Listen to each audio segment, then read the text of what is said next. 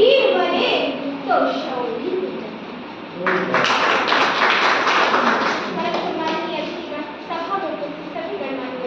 आप सभी को आप सभी को की हार्दिक शुभकामनाएं। आज इस अवसर पर मैं विमल श्रीवास्तव आप सभी के समक्ष अपने कुछ विचार ये जो जश्न मनाने का मौका हमें मिला, अगर आज हर भारतवासी खुली सांस ले रहा है तो इसके पीछे हर उस वीर योद्धा, हर उस वीर सपूत की कुर्बानी की गाथा छिपी है जिसने हंसते हंसते देश प्रेम में अपने प्राण न्यौछावर कर दिए, जिन्होंने लहू की नदियां बहाई, खून की होली खेली और स्वतंत्रता प्राप्ति के लिए अपनी जान तक न्यौछावर की। 62, 65 और 71 के युद्धों से स्पष्ट करना चाहूंगी कि जब हम फिरंगियों के फेरे में फंस गए थे तो रंगते बसंती चोला की एक आवाज पर टोलों के टोले पड़ाया करते थे और हमारे वंदे मातरम कहने पर अंग्रेजी शासकों के दिलों में तूफान आ जाता था। तब देश मर जाने को मांगता था, तब देश मिट जाने को मांगता था, तब देश मर जाने को, मिट जाने को, फांसी चढ़ाने को मांगता था, लेकिन आज देश मर जाने को नहीं मांगता। मैं नहीं मानती कि व्हाट्सएप और फेसबुक की ड्यूटी को 3 रंगों में रंग लेना ही देशभक्ति, साल में 2 बार हाथ में तिरंगा फहरा लेना ही देशभक्ति, बल्कि मेरे विचारों में यदि कोई व्यक्ति अपना काम पूरी ईमानदारी और पूरी मेहनत के साथ करे तो वही वाले हालात हो जाने पर भी एक माँ सरहद पर बेटे को अपने दुश्मन की धज्जियां आने के लिए भेज दिया करती थी और उसे पत्र लिखा कर भेजा करती थी कि अम्मा ने खत लिखा है बड़े चाव से, पुत्र मेरे न घबराना, 1 इंच भी पीछे न हटना, चाहे इंच इंच कट जाना, चाहे इंच इंच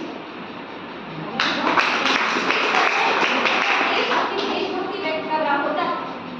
मैं नहीं मानती कि हाथ में तिरंगा लेना ही देशभक्ति। यदि यही देशभक्ति है तो जब एक लड़का ट्रैफिक की छांव में मेरे पांव में तिरंगे बेच रहा होता है तो क्या ये उसकी देशभक्ति है? ये उसकी देशभक्ति नहीं, उसके पेट की भूख की शक्ति होती है जिसे ऐसा करने पर मजबूर होती है, क्योंकि जो भूखे होते हैं न मस्जिद को जानते हैं न शिवालयों को जानते हैं, न मस्जिदों को जानते हैं न शिवालयों को जानते हैं, जो पेट के भूखे होते हैं ना वो सिर्फ भोजन के मुकाबले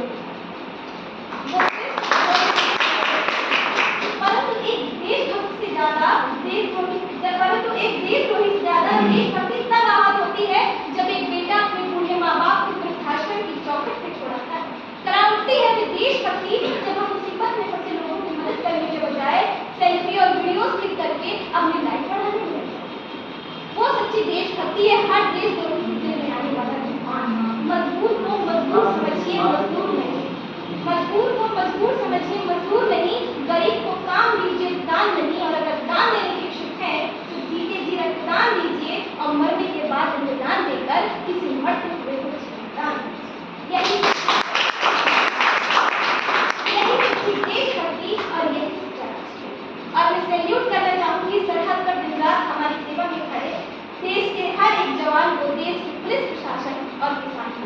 आजकल की जनरेशन बॉलीवुड के कुछ एक्टर या एक्ट्रेस को अपने आइडल मानती है, लेकिन मैं नहीं मानती। वो तो हमारा कुछ क्षण के लिए बस मनोरंजन करते हैं। वो देश के वीर जवान जो दिन रात अपने परिवार की न देखते हुए हम लोगों की रक्षा के लिए, अगर आज हम यहाँ सुरक्षित ये समारोह एंजॉय कर रहे हैं, इसके पीछे हर उस वीर जवान की मेहनत है जो दिन रात। जब वो शहीद हो जाता है तो क्या लगता है उसके घर को? जब उसकी नई शादी होती है, उसकी बीवी के हाथों की मेहंदी तक नहीं उतारती और पता चल जाता है कि उसकी मृत्यु हो गई है, तब क्या बीतता होगा? क्या बीतता होगा उस वीर जवान की मां पे जिसको पता चलता है कि उसके बुढ़ापे का आखिरी सहारा नहीं है? तो हम क्या निवेदन करती हूँ, जब उसकी नई शादी होती है उसकी बीवी पे क्या बीतती है उसकी नई बहन कि उन आंखों की 2 बूंदों से सातों सागर भरे होंगे जब मेहंदी वाले हाथों ने मंगलसूत्र उतारे। जब मेहंदी वाले हाथों ने मंगलसूत्र उतारे होंगे, जब बेटे की अर्थी आई होगी